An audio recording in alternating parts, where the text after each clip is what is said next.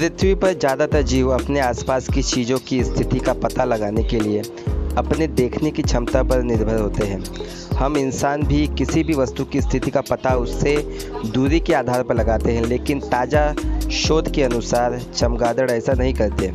वे इसके लिए ध्वनि तरंगों का उपयोग करते हैं और अध्ययन यह तक साबित किया है कि ऐसा वे जन्म से ही करने में सक्षम रहते हैं। टेल अजीव यूनिवर्सिटी के इस ताज़ा अध्ययन में पहली बार खुलासा हुआ है कि चमगादड़ ध्वनि की गति से जन्म से परिचित होते हैं। यह साबित करने के लिए शोधकर्ताओं ने चमगादड़ों को ऐसे वातावरण में पाला जो हीलियम समृद्ध था, जहां ध्वनि की गति सामान्य से ज़्यादा होती है। उन्होंने पाया कि जहां इंसान दुनिया का नक्शा बनाने के लिए दूरी की इकाइयों का उपयोग करते हैं, वहीं चमगादड़ समय की इकाइयों का उपयोग करते हैं। इसका मतलब यह हुआ कि चमगादड़ के लिए कोई कीड़ा 1.5 मीटर दूर ना होकर केवल 9 मिलीसेकंड दूर हो सकता है, जबकि अब तक ऐसा नहीं समझा जाता था। यह अध्ययन proceedings of the national academy of sciences में प्रकाशित हुआ है।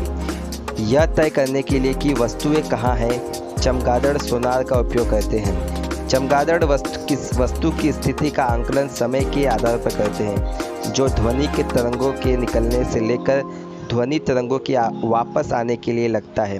इसी को सोनार तकनीकी कहते हैं, जिसका उपयोग इंसान समुद्र में जहाज, पानी के अंदर की चीज़ों की दूरियां नापने के लिए और अन्य कामों के लिए करते हैं।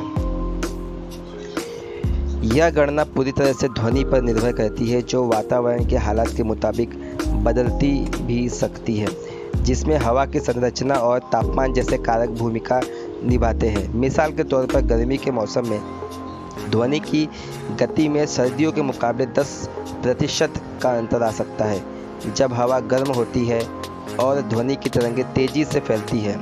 सोनार तकनीकी की इस इजाद के 80 साल पहले ही हुई थी। तब से शोधकर्ता यही जानने का प्रयास कर रहे थे कि क्या चमगादड़ इसे समय के साथ सीखते हैं या इनमें यह क्षमता पैदाइशी होती है। सगोल स्कूल ऑफ न्यूरोसाइंसेस के प्रमुख प्रोफेसर योसी ओवेल की अगुवाई में उनके छात्र डॉक्टर एरान एमिचाई और अन्य शोधकर्ताओं ने इस सवाल का जवाब खोज निकाला। शोधकर्ताओं ने ऐसे प्रयोग किया जिसमें ध्वनि की गति में बदलाव कर सकते थे। उन्होंने हवा की संरचना में हीलियम की मात्रा बढ़ाई और उन हवाओं में शिशु चमगादड़ों को पालकर बड़ा किया, और साथ ही वयस्क चमगादड़ भी उस माहौल में रखी। उन्होंने पाया कि ना तो शिशु और ना ही वयस्क चमगादड़ इन हालतों में खुद को ध्वनि की बदली हुई गति के मुताबिक ढाल सके, और वे नियमित रूप से लक्ष्य के आगे गिरते रहे, जिससे पता चला कि वे लक्ष्य को ज़्यादा पास समझ रहे थे। वे ध्वनि की बदलती हुई गति के अनुसार अपने बर्ताव को नहीं ढाल सके।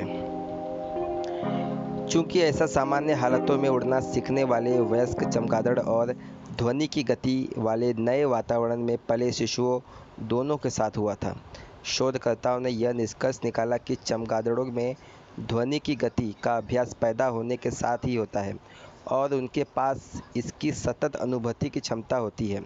प्रोफेसर ओवेल ने बताया कि चूंकि चमगादड़ों को पैदा होने के बहुत ही कम समय में के भीतर उड़ना सीखना होता है, उनकी टीम ने यह नतीजा निकाला कि यह एक उद्धव चुनाव था कि चमगादड़ों में पैदा होती है यह अनुभूति हो, जिससे संवेदनशील विकास काल में उनका समय बच सके।